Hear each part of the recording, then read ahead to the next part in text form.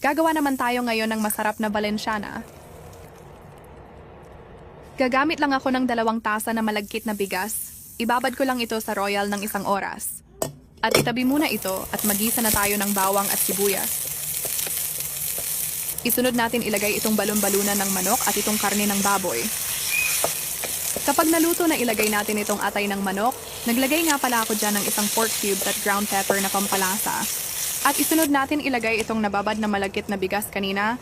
Lagyan ko lang ito ng turmeric powder para tumingkad ang kulay nito. Maglagay din tayo ng tubig at takpan ito hanggang sa ma-half-cooked ang malagkit na bigas.